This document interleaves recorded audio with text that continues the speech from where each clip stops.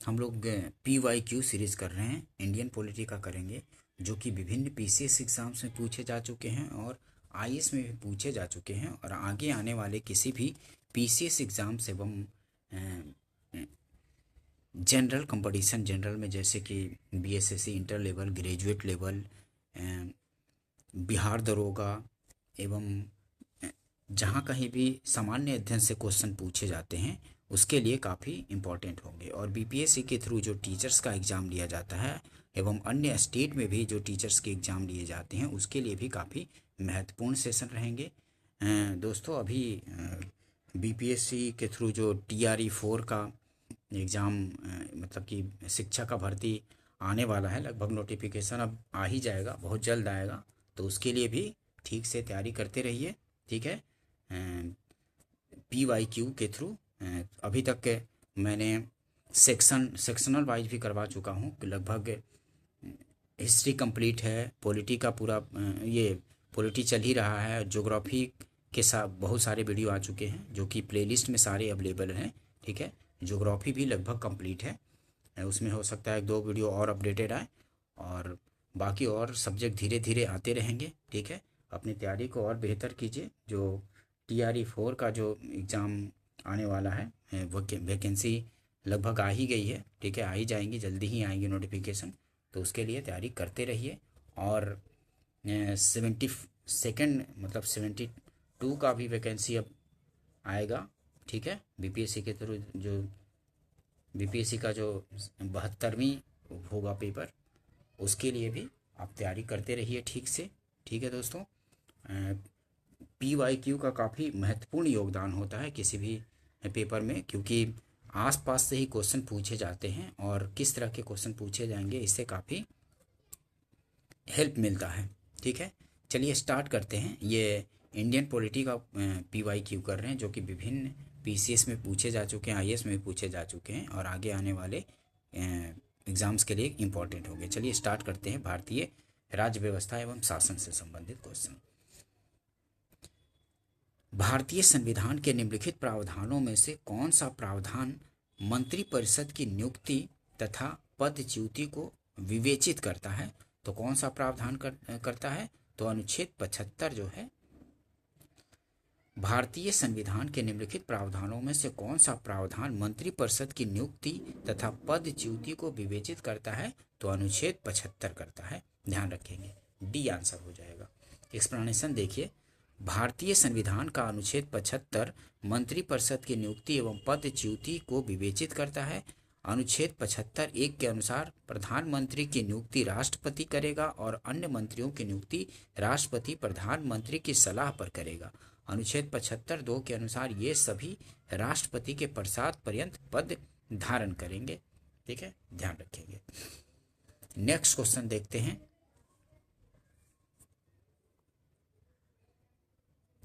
ये अनुच्छेद 75(1) के अनुसार प्रधानमंत्री की नियुक्ति राष्ट्रपति करेगा और अन्य मंत्रियों की नियुक्ति राष्ट्रपति प्रधानमंत्री की सलाह पर करेगा। और अनुच्छेद 75(2) के अनुसार ये सभी राष्ट्रपति के पश्चात पर्यंत पद धारण करते हैं। ठीक है, ये ध्यान रखेंगे।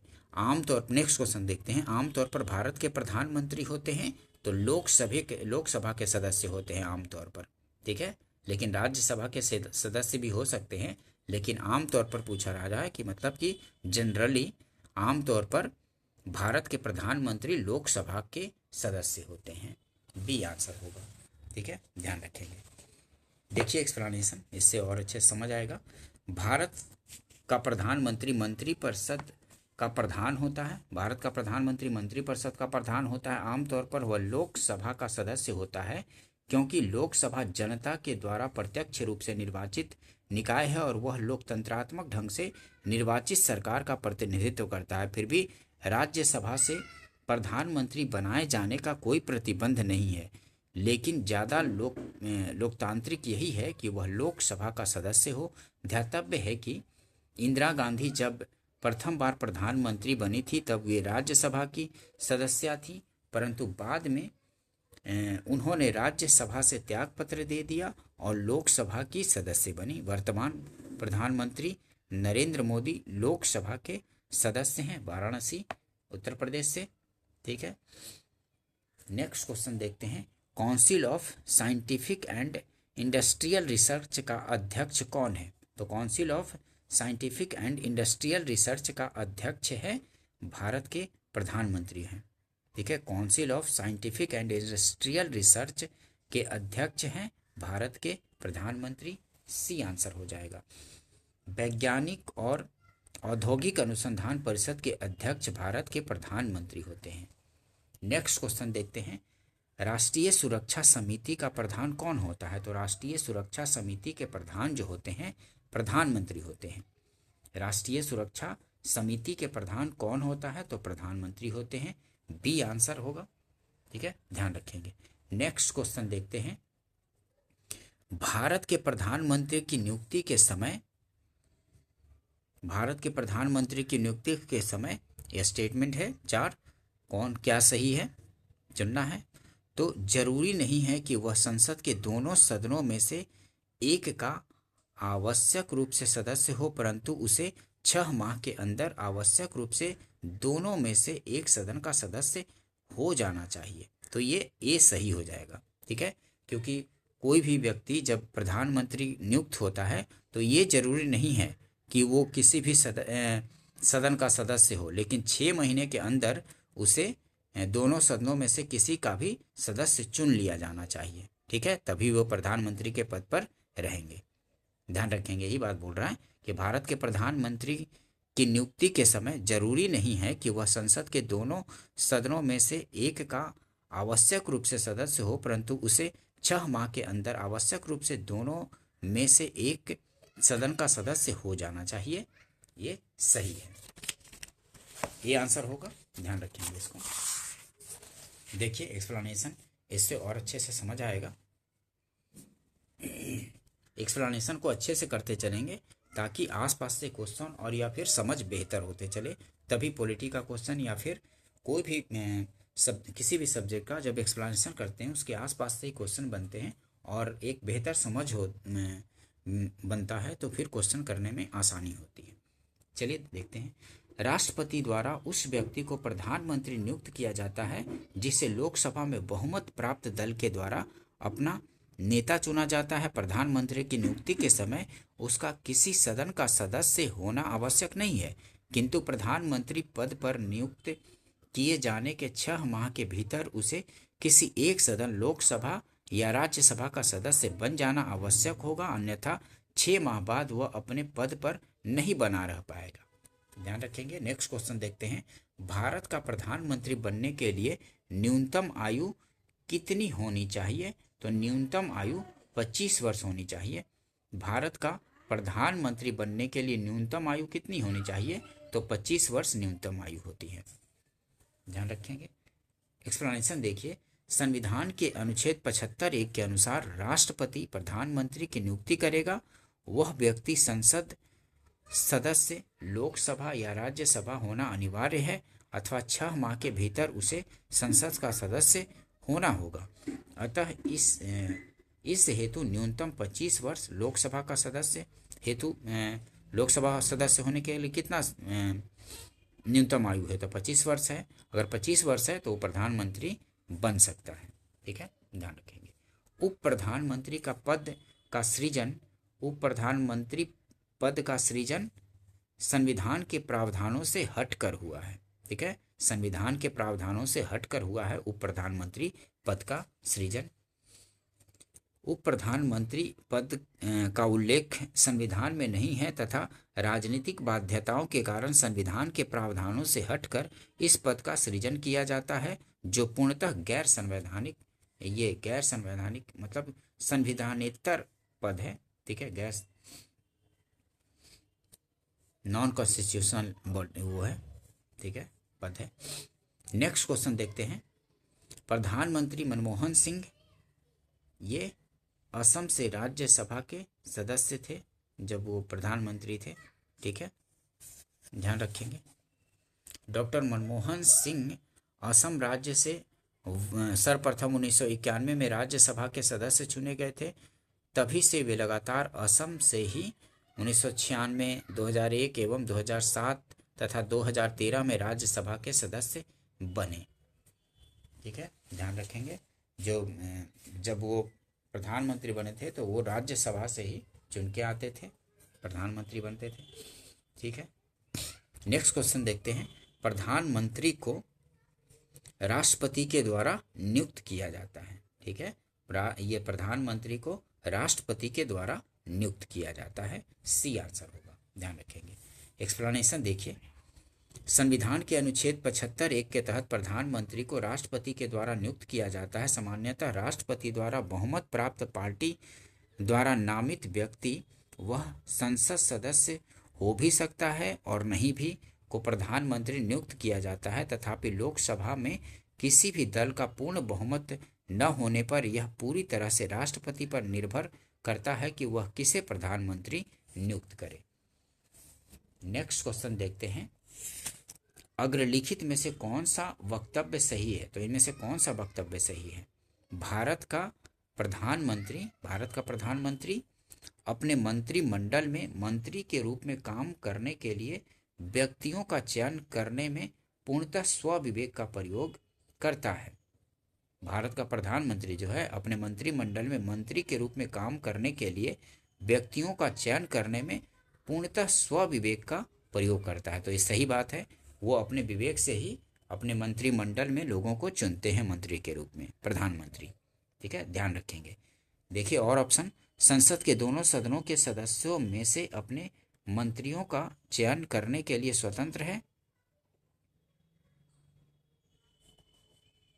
संसद के दोनों सदनों के सदस्यों में से अपने मंत्रियों का चयन करने के लिए स्वतंत्र है। इस विषय में भारत के राष्ट्रपति के साथ उचित परामर्श करके अपने मंत्रिमंडल के सहयोगियों का चयन कर सकता है। तो ये वक्तव्य सी सही है। ठीक है, अपने मंत्रिमंडल में मंत्री के रूप में काम करने के लिए व्यक्तियों का चयन करने में पूर्णतः स्वविवेक का प्रयोग करता है। तो सी सही है। देखिए एक्सप्लेनेशन। प्रधानमंत्री मंत्रिपरिषद का प्रधान होता है। उसे अपने सहयोगियों के रूप में ऐसे व्यक्तियों को चुनने का पूर्ण अधिकार है जो उसके साथ मिलकर कार्य कर सके। इस प्रकार मंत्रियों के चयन में वह स्वविवेक का प्रयोग करता है। वह संसद के बाहर के व्यक्ति को भी मंत्री बना सकता है, परंतु उस मंत्री को 6 माह के अंदर संसद सदस्य बनना अनिवार्य है। ऐसा न होने पर उसे 6 माह के पश्चात मंत्री पद से मुक्त हो जाना पड़ता है, अनुच्छेद 75(5) के अनुसार। ठीक है, नेक्स्ट क्वेश्चन देखते हैं। जो व्यक्ति संसद का सदस्य नहीं है केंद्रीय मंत्री रह सकता है कितने टाइम तक? तो 6 माह तक रख सकता है। 6 माह के अंदर उसको लोकसभा या राज्यसभा किसी से भी चुन लिया जाना चाहिए, तब वो मंत्री पद तक रहेगा बरकरार, नहीं तो फिर उसको मंत्री पद से त्यागपत्र देना होगा। ठीक है, ध्यान रखेंगे। जो व्यक्ति संसद का सदस्य नहीं है केंद्रीय मंत्री रह सकता है 6 माह तक। बी आंसर होगा। नेक्स्ट क्वेश्चन देखते हैं।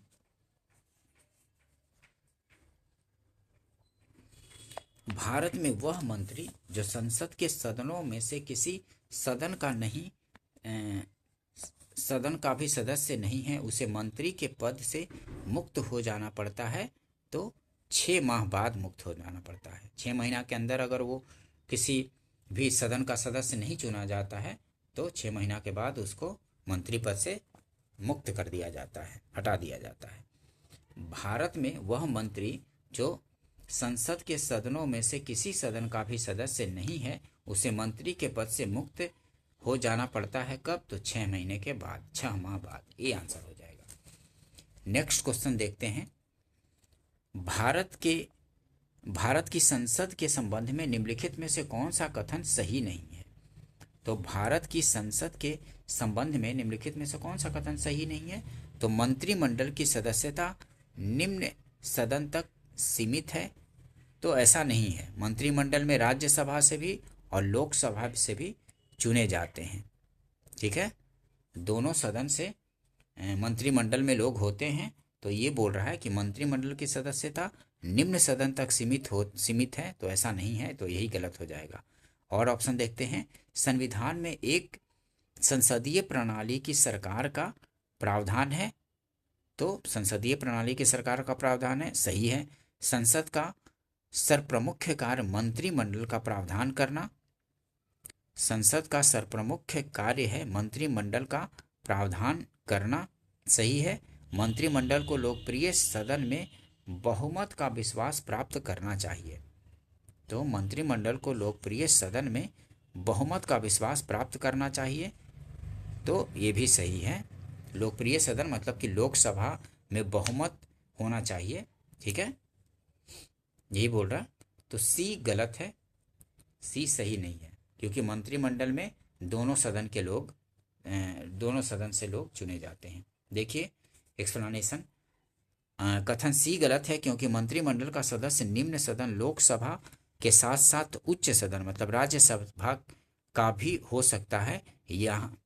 यहाँ तक कि संसद के दोनों सदनों के बाहर का व्यक्ति भी मंत्रिमंडल का सदस्य हो सकता है, परंतु 6 माह के भीतर संसद के किसी सदन का सदस्य बनना होगा, ध्यान रखेंगे। नेक्स्ट क्वेश्चन देखते हैं। मंत्रिपरिषद सामूहिक रूप से उत्तरदायी होता है, किसके प्रति उत्तरदायी होता है? मंत्रिपरिषद सामूहिक रूप से उत्तरदायी होता है लोकसभा के प्रति, सही है।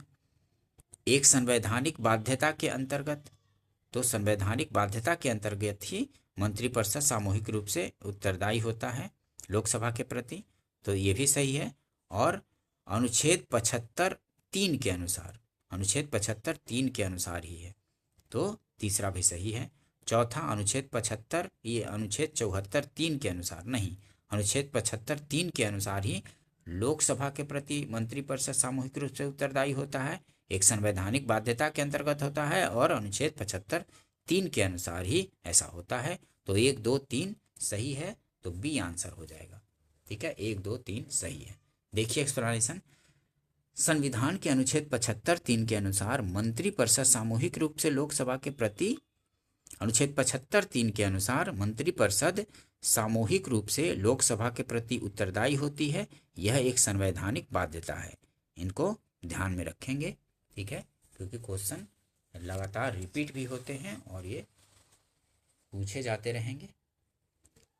नेक्स्ट क्वेश्चन देखते हैं। मंत्रिपरिषद उत्तरदायी होता है, तो मंत्रिपरिषद किसके प्रति उत्तरदायी होता है?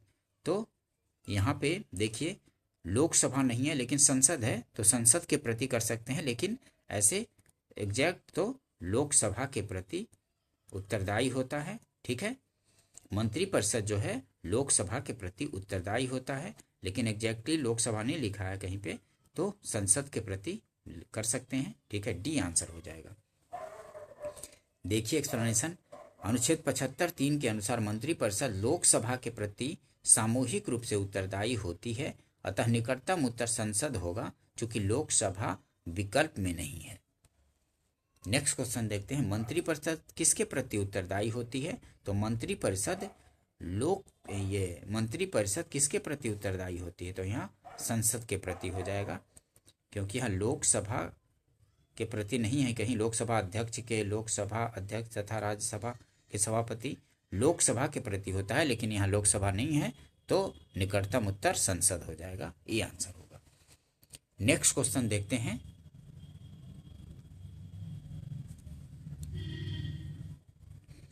मंत्रिपरिषद सामूहिक रूप से निम्न में से किसके प्रति उत्तरदायी होता है? तो लोकसभा के प्रति उत्तरदायी होता है, डी आंसर होगा। नेक्स्ट क्वेश्चन देखते हैं। केंद्रीय मंत्रिपरिषद के त्याग पत्र देने के उपरांत निम्नांकित में से कौन सी एक सही स्थिति नहीं है? तो राष्ट्रपति शासन लागू हो जाएगा, ऐसा नहीं है, विकल्प ढूंढा जाता है, ठीक है। मंत्रिपरिषद के त्याग पत्र देने के उपरांत निम्नांकित में से कौन सा एक सही स्थिति नहीं है? तो राष्ट्रपति शासन लागू हो जाएगा, ऐसा नहीं है। जो राष्ट्रपति हैं, जब केंद्रीय मंत्रिपरिषद त्याग पत्र देता है तो अब वैकल्पिक स्थिति ढूंढी जाती है सरकार बनाने के लिए, और अंतिम उसमें राष्ट्रपति शासन लागू होता है, ठीक है, ये अंतिम विकल्प अपनाया जाता है। राष्ट्रपति शासन लागू हो जाएगा, ऐसा नहीं है, तो गलत हो जाएगा, यही सही नहीं है। लेकिन और ऑप्शन देखते हैं। राष्ट्रपति वैकल्पिक व्यवस्था बनाने तक उन्हें बने रहने के लिए कहेंगे, ठीक है, तो ये सही है। वैकल्पिक व्यवस्था से अभिप्राय है कि यथासंभव शीघ्र नई सरकार के गठन हेतु आम चुनाव कराया जाए और अपदस्थ मंत्रिपरिषद अपने पद पर नई सरकार बनने तक अपने पदभार का निर्वाह करेगी। तो ये भी सही है, लेकिन ये गलत हो जाएगा, यही सही नहीं है। ठीक है, राष्ट्रपति शासन लागू नहीं होगा, मतलब कि तुरंत नहीं होता है, वैकल्पिक स्थिति देखी जाती है। ठीक है, देखिए एक्सप्लेनेशन देखिए। भारतीय संविधान में केंद्रीय मंत्रिपरिषद के त्यागपत्र देने की स्थिति में राष्ट्रपति शासन लागू होने की कोई व्यवस्था नहीं है। वैकल्पिक व्यवस्था नई सरकार का गठन होने तक वही मंत्रिपरिषद कार्य करती है, ध्यान रखेंगे।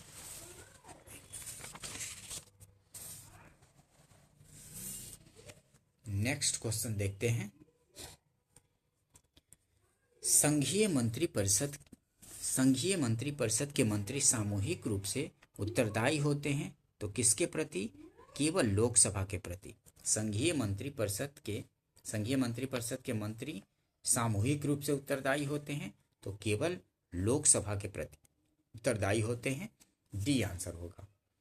ठीक है, अनुच्छेद 75(2) के अनुसार संघीय मंत्रिपरिषद के मंत्री राष्ट्रपति के प्रसाद पर्यंत पद धारण करते हैं और अनुच्छेद 75(3) के अनुसार मंत्रिपरिषद सामूहिक रूप से लोकसभा के प्रति उत्तरदायी होती है।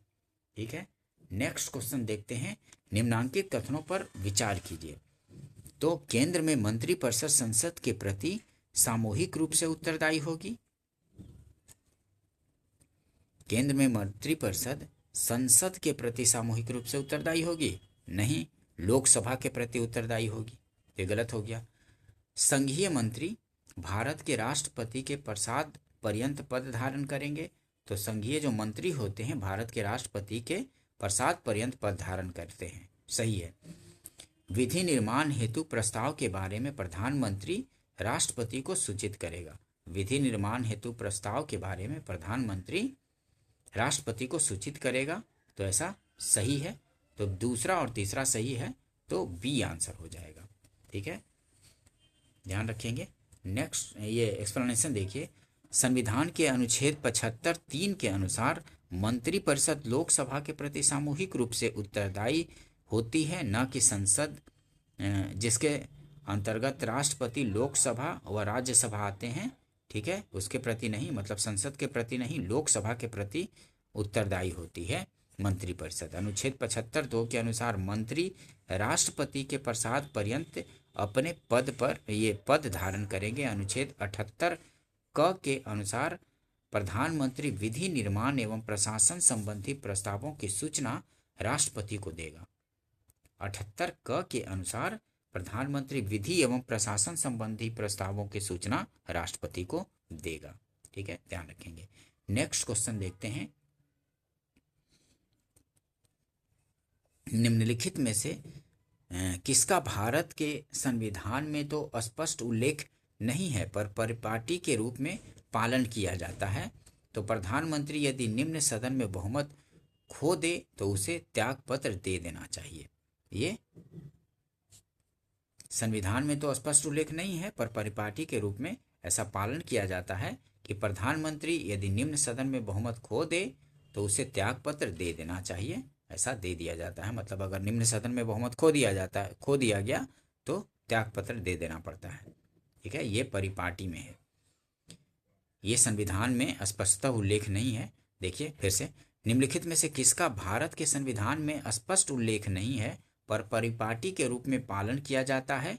क्या? तो प्रधानमंत्री यदि निम्न सदन में बहुमत खो दे तो उसे त्यागपत्र दे देना चाहिए। बी आंसर होगा।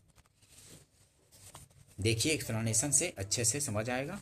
देखिए, प्रधानमंत्री यदि निम्न सदन लोकसभा में बहुमत खो दे तो वह त्यागपत्र दे देता है। इसका संविधान में कहीं उल्लेख नहीं है, किंतु निम्न सदन के प्रति सामूहिक उत्तरदायित्व की व्यवस्था अनुच्छेद 75(3) के कारण यह परंपरा है कि वह बहुमत खोते ही त्यागपत्र दे देता है। ठीक है, नेक्स्ट क्वेश्चन देखते हैं। निम्नलिखित में से कौन सा एक प्रस्ताव भारत में मंत्रिपरिषद रख सकता है? तो कौन सा प्रस्ताव भारत में मंत्रिपरिषद रख सकता है? तो विश्वास प्रस्ताव रखता है। विश्वास प्रस्ताव मंत्रिपरिषद रख सकता है सदन में। निम्नलिखित में से कौन सा एक प्रस्ताव भारत में मंत्रिपरिषद रख सकता है? तो विश्वास प्रस्ताव रख सकता है। डी आंसर हो जाएगा। देखिए, संसद में विश्वास प्रस्ताव मोशन ऑफ कॉन्फिडेंस, विश्वास प्रस्ताव समर्थन प्रस्ताव के रूप में सरकार द्वारा रखा जाता है। इस प्रकार के प्रस्ताव को संसद लोकसभा में ही स्वीकृत अथवा अस्वीकृत किया जाता है। सरकार विश्वास प्रस्ताव संसद लोकसभा में ही तभी लाती है जब उसे लोकसभा में अपना बहुमत का समर्थन साबित करना होता है। विश्वास प्रस्ताव प्रधानमंत्री या उनकी मंत्रिपरिषद अथवा उनमें से कोई एक सदस्य रख सकता है। नेक्स्ट क्वेश्चन देखते हैं। किसी सदन के सदस्यों द्वारा बहुमत से अविश्वास प्रस्ताव पास होने पर मंत्रिपरिषद को त्यागपत्र देना पड़ता है। तो लोकसभा से त्यागपत्र देना पड़ता है। किसी सदन के सदस्यों द्वारा बहुमत से अविश्वास प्रस्ताव पास होने पर मंत्रिपरिषद को त्यागपत्र देना पड़ेगा। तो लोकसभा से त्यागपत्र देना पड़ेगा। ठीक है, नेक्स्ट क्वेश्चन देखते हैं। मंत्रिपरिषद के विरुद्ध अविश्वास प्रस्ताव लाने के लिए लोकसभा के सदस्यों की संख्या होनी चाहिए कितनी? तो 50 होनी चाहिए। मंत्रिपरिषद के विरुद्ध अविश्वास प्रस्ताव लाने के लिए लोकसभा के सदस्यों की संख्या होनी चाहिए। तो 50 होनी चाहिए। ध्यान रखेंगे, लोकसभा के प्रक्रिया एवं संचालन संबंधी नियमों के तहत मंत्रिपरिषद के विरुद्ध अविश्वास प्रस्ताव लाने के लिए लोकसभा के कम से कम 50 सदस्यों का समर्थन आवश्यक है। ध्यान रखेंगे, लोकसभा के प्रक्रिया एवं संचालन संबंधी नियमों के तहत मंत्रिपरिषद के विरुद्ध अविश्वास प्रस्ताव लाने के लिए लोकसभा के कम से कम 50 सदस्यों का समर्थन आवश्यक है। ध्यान रखेंगे। नेक्स्ट क्वेश्चन देखते हैं, सी आंसर होगा। नेक्स्ट क्वेश्चन देखते हैं। लोकसभा में मंत्रिपरिषद के विरुद्ध अविश्वास का प्रस्ताव लाने हेतु न्यूनतम सदस्य संख्या है तो 50 है। ठीक है, लोकसभा में मंत्रिपरिषद के विरुद्ध अविश्वास प्रस्ताव लाने हेतु न्यूनतम सदस्य संख्या तो 50 है। नेक्स्ट क्वेश्चन देखते हैं।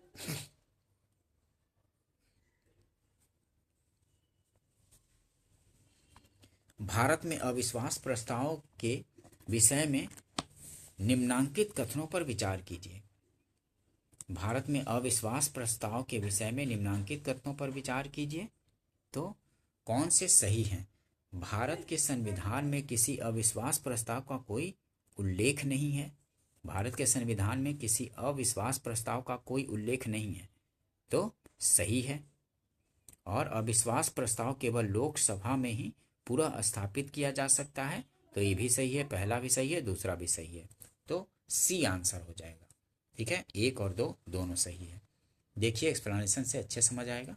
भारतीय संविधान के अनुच्छेद 75(3) के अनुसार मंत्रिपरिषद लोकसभा के प्रति सामूहिक रूप से उत्तरदायी होगी। अतः अविश्वास प्रस्ताव मोशन ऑफ नो कॉन्फिडेंस केवल लोकसभा में ही पूरा स्थापित किया जा सकता है। इसके साथ ही भारत के संविधान में किसी अविश्वास प्रस्ताव का कोई उल्लेख नहीं है, किंतु अनुच्छेद 118 के अनुसार संसद का प्रत्येक सदन अपनी प्रक्रिया और अपने कार्य संचालन के विनियमन के लिए नियम बना सकेगा। अतः लोकसभा ने अपने नियम 198 में मंत्रियों के विरुद्ध अविश्वास प्रस्ताव की प्रक्रिया के लिए नियम बनाया है। इस अविश्वास प्रस्ताव का उल्लेख संविधान में न होकर लोकसभा के नियम 198 में है। ध्यान रखेंगे एक्सप्लेनेशन को भी। नेक्स्ट क्वेश्चन देखते हैं। लोकसभा के पद का निर्णय कौन करता है? तो लोकसभा के पद का निर्णय संघीय संसद करता है। लोकसभा के ये लाभ के पद ना, लाभ लोकसभा नहीं, लाभ के पद का निर्णय कौन करता है? तो संघीय संसद करता है कि लाभ का पद कौन होगा। ये संघीय संसद में निर्णय लिया जाता है। ध्यान रखेंगे कि लाभ के पद का निर्णय कौन करेगा, तो संघीय संसद करेगा। बी आंसर होगा, ध्यान रखेंगे। देखिए एक्सप्लेनेशन देखिए, कोई पद संसद अथवा विधान मंडलों में सदस्यता की निर्भरता हेतु लाभ का पद है अथवा नहीं, इसका निर्णय अनुच्छेद 102(1) क के अंतर्गत केंद्र में संसद तथा अनुच्छेद 191(1) क के अंतर्गत राज्यों में राज्य विधान मंडल करेंगे। ठीक है, केंद्र में लाभ का पद कौन सा है या नहीं है, तो 102 अनुच्छेद 102(1) क के अंतर्गत केंद्र में संसद और राज्यों में विधान मंडल, राज्य विधान मंडल करता है 191(1) क के अंतर्गत कि लाभ का पद कौन सा है कौन सा नहीं है। ठीक है, ध्यान रखेंगे। और देखते हैं, कोई व्यक्ति जो संसद अथवा विधान मंडलों की सदस्यता से लाभ के पद के आधार पर निरर्ह घोषित किया गया है, वह अपने लाभ के पद के कारण निरर्ह है अथवा नहीं, इसका निर्णय केंद्र में अनुच्छेद 103(1) एवं 2 के अनुसार अनुच्छेद 103 के खंड 103 का सबसेक्शन 1 एवं सबसेक्शन 2 के अनुसार निर्वाचन आयोग के सलाह पर राष्ट्रपति करेगा तथा राज्यों में अनुच्छेद 192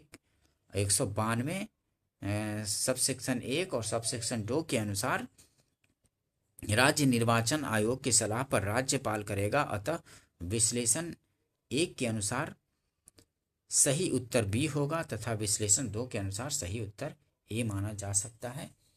तो इसमें लाभ का पद का निर्णय संघीय संसद, ठीक है, संघीय संसद अगर राज्य विधानमंडल में तय करना हो तो लाभ के पद का निर्णय कौन करता है, तो संघीय संसद करता है, ध्यान रखेंगे। और राज्य विधानमंडल में मतलब राज्यों में तो राज्य विधानमंडल तय करता है कि कौन सा लाभ का पद है कौन सा नहीं है। नेक्स्ट क्वेश्चन देखते हैं, भारतीय राजनीतिक व्यवस्था में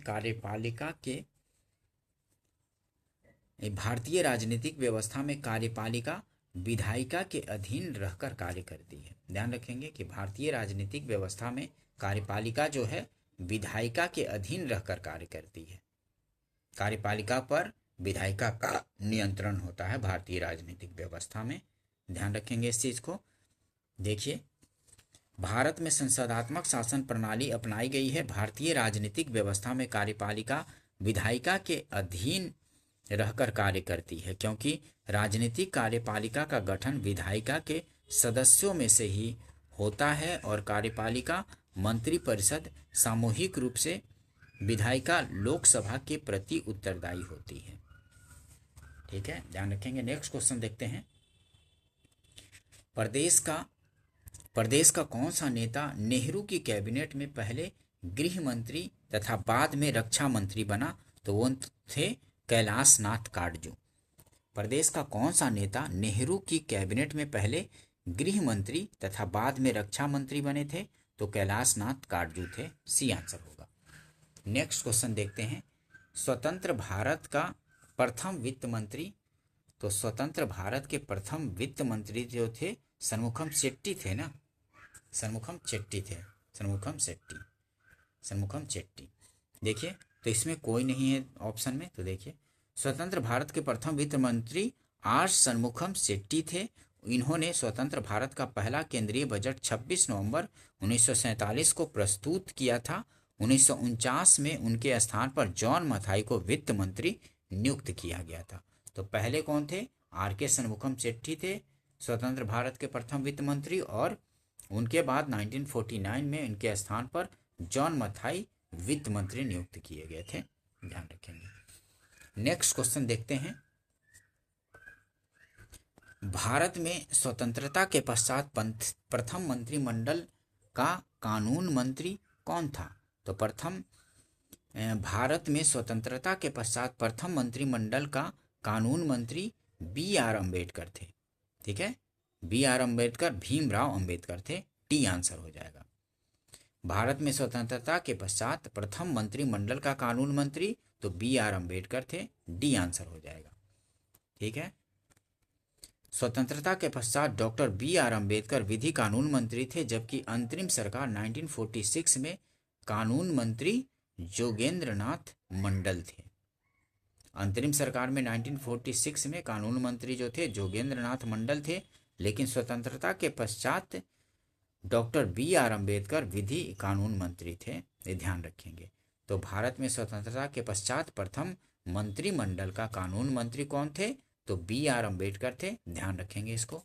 डी आंसर कई बार पूछे जाते हैं, सिंपल से सिंपल क्वेश्चन पूछ दिए जाते हैं और कई बार कॉन्सेप्चुअल पूछे जाते हैं, तो उसको भी थोड़ा डिटेल्स के साथ करते चलेंगे क्वेश्चन को, तो धीरे धीरे पकड़ आता जाएगा। नेक्स्ट क्वेश्चन देखते हैं। निम्नलिखित में से कौन सा शब्द शब्दावली भारत के संविधान में उल्लिखित नहीं है? तो बजट जो है, बजट शब्द संविधान में उल्लिखित नहीं है। सी आंसर होगा। ठीक है। निम्नलिखित में से कौन सा शब्द शब्दावली भारत के संविधान में उल्लिखित नहीं है? तो बजट शब्द उल्लिखित नहीं है। एक्सप्लेनेशन देखिए। संविधान में बजट शब्द का उल्लेख नहीं, कहीं नहीं है, जबकि अनुच्छेद 112 के अंतर्गत वार्षिक वित्तीय विवरण शब्द का उल्लेख है। अनुच्छेद 112 के अंतर्गत वार्षिक वित्तीय विवरण शब्द का उल्लेख है, बजट का शब्द का उल्लेख नहीं है। भारत के 12वें प्रधानमंत्री थे, कौन थे? तो देवगौड़ा थे, भारत के 12वें प्रधानमंत्री। ठीक है, ध्यान रखेंगे।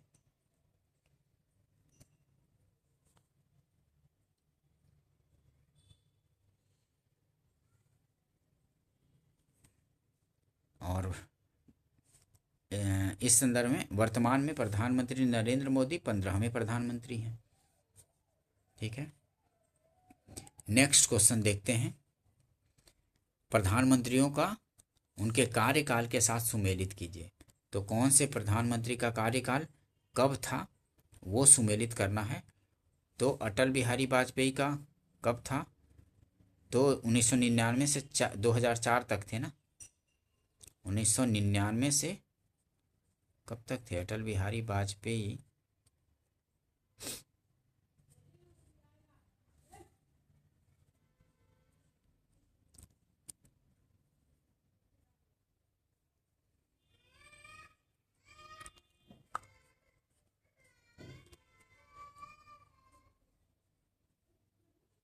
उन्नीस सौ 96-97।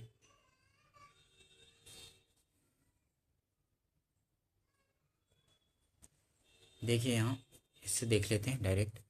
HD देवगौड़ा 1 जून 1996 से 21 अप्रैल 1997 थे। HD देवगौड़ा कब से? तो 96-97 थे। चंद्रशेखर कब थे? तो 1990 से 91 तक रहे थे। अटल बिहारी वाजपेयी का कार्यकाल कब था? तो 1998 से 19 मार्च 1998 से 22 मई 2004 तक था इनका कार्यकाल, अटल बिहारी वाजपेयी का 1998 से 2004 तक। इंद्र कुमार गुजराल का तो 1997-98 तक था, 21 अप्रैल 1997 से और 18 मार्च 1998 तक था। और विश्वनाथ प्रताप सिंह का तो 2 दिसंबर 1989 से VP सिंह विश्वनाथ प्रताप सिंह 1990 तक, 1989 से 90 तक। उल्लेखनीय है कि अटल बिहारी वाजपेयी का प्रधानमंत्री पद कार्यकाल इस प्रकार है। 16 मई 1996 से 1 जून 1996 तक। 16 मई 1996 से 1 जून 1996 तक ये अटल बिहारी वाजपेयी का कार्यकाल है। और 19 मार्च 1998 से 26 अप्रैल 1999 तक तथा 13 अक्टूबर 1999 से 2004 तक ये वाला कार्यकाल पूरा किया था इन्होंने। 1999 से 13 अक्टूबर 1999 से 22 मई 2004 तक, 1999 से 2004 तक ये वाला कार्यकाल ये पूरा किए थे अटल बिहारी वाजपेयी। नेक्स्ट क्वेश्चन देखते हैं। निम्नलिखित में से कौन एक से अधिक बार प्रधानमंत्री नियुक्त हुए हैं? तो एक से अधिक बार कौन? तो जवाहरलाल नेहरू भी एक से अधिक बार, इंदिरा गांधी भी, गुलजारी लाल नंदा भी और अटल बिहारी वाजपेयी भी एक से अधिक बार प्रधानमंत्री नियुक्त हुए थे। तो चारों सही हो गया तो डी आंसर हो जाएगा। ठीक है, दिए गए सभी व्यक्ति एक से अधिक बार प्रधानमंत्री नियुक्त हुए हैं, जिनमें गुलजारी लाल नंदा 2 बार कार्यकारी प्रधानमंत्री रहे हैं।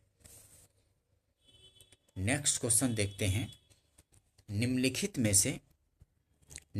से किन्होंने अपने राजनीतिक जीवन में भारत के प्रधानमंत्री का पद एक बार से अधिक समयांतर के बाद सुशोभित किया है? तो इनमें से कौन कौन से मतलब समय अंतराल के बाद एक से अधिक बार सुशोभित किया है? तो इनमें कौन कौन हो जाएंगे? गुलजारी लाल नंदा, इंदिरा गांधी और अटल बिहारी वाजपेयी हो जाएंगे। 3, 4, 5। और ये लोग तो लगातार किए होंगे ना, जवाहरलाल नेहरू तो लगातार ही प्रधानमंत्री थे। तो ये बोल रहा है समयांतराल के बाद, समयांतर के बाद एक से अधिक बार, एक बार से अधिक। ठीक है, तो ये हो जाएगा गुलजारी लाल नंदा, इंदिरा गांधी और अटल बिहारी वाजपेयी। सी आंसर हो जाएगा। नेक्स्ट क्वेश्चन देखते हैं, भारत के किस प्रधानमंत्री की मृत्यु देश के बाहर हुई? तो देश के बाहर लाल बहादुर शास्त्री की मृत्यु हुई थी। सी आंसर हो जाएगा। देश के बाहर लाल बहादुर शास्त्री की मृत्यु हुई थी। एक्सप्लेनेशन देखिए, भारत के द्वितीय प्रधानमंत्री लाल बहादुर शास्त्री की मृत्यु देश के बाहर ताशकंद में, वर्तमान उज्बेकिस्तान की राजधानी है, में 11 जनवरी 1966 को हुई थी।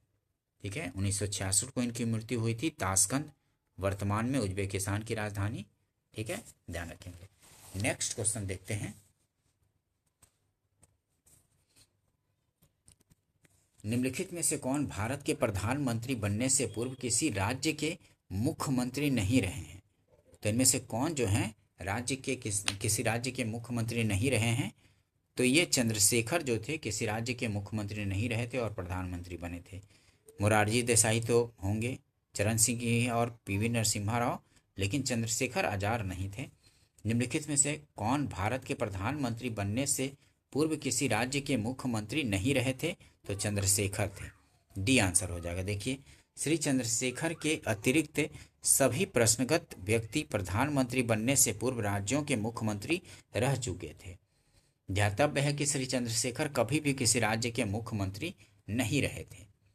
ध्यान रखेंगे। नेक्स्ट क्वेश्चन देखते हैं, निम्नलिखित में से कौन भारत के प्रधानमंत्री बनने से पूर्व किसी भी राज्य के मुख्यमंत्री नहीं रहे थे? तो वो थे चंद्रशेखर। नेक्स्ट क्वेश्चन देखते हैं, निम्नलिखित में से कौन अपने प्रधानमंत्रित्व काल में लोकसभा के सदस्य थे? तो इनमें से चंद्रशेखर ही जो थे वो प्रधानमंत्रित्व काल में लोकसभा के सदस्य थे। देखिए एक्सप्लेनेशन, देवगौड़ा, I.K. गुजराल, इंद्र कुमार गुजराल और डॉक्टर मनमोहन सिंह अपने प्रधानमंत्रित्व काल में लोकसभा के सदस्य नहीं थे, जबकि चंद्रशेखर नवंबर 1990 ईस्वी में चंद्रशेखर नवंबर 1990 से जून 1991 के मध्य भारत के प्रधानमंत्री थे और इस दौरान बलिया लोकसभा निर्वाचन क्षेत्र से सांसद थे ये चंद्रशेखर।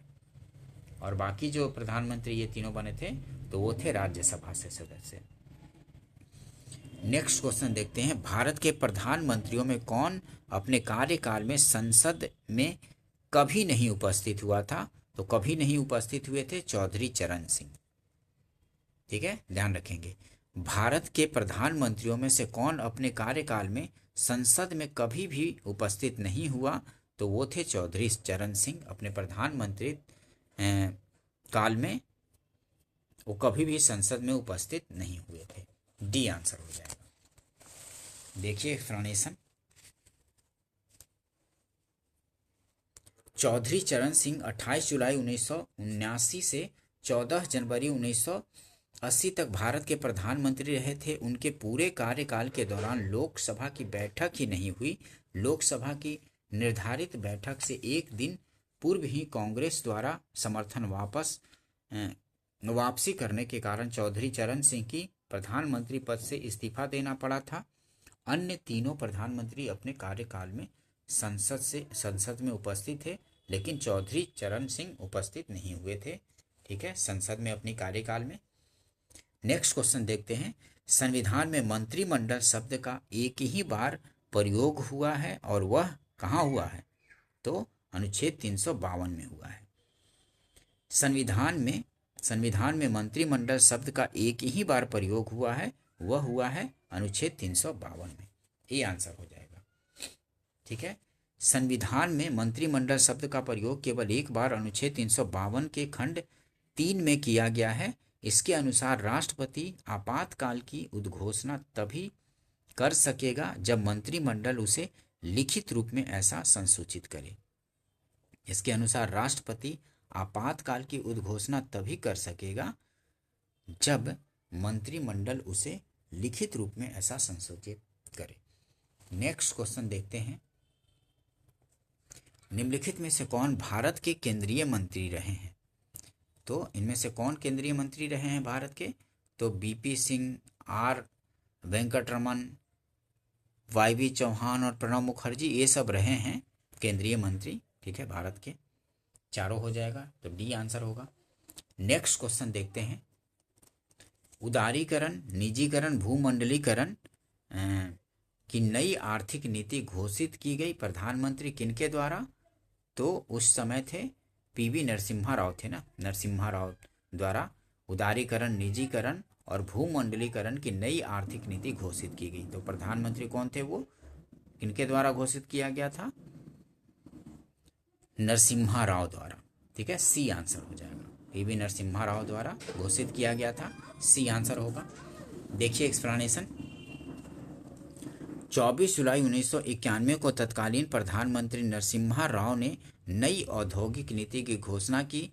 इनके द्वारा किए गए आर्थिक सुधारों में उदारीकरण, निजीकरण, भूमंडलीकरण तथा बाजारीकरण की नीति अपनाई गई थी। ठीक है, LPG लाया गया था, मतलब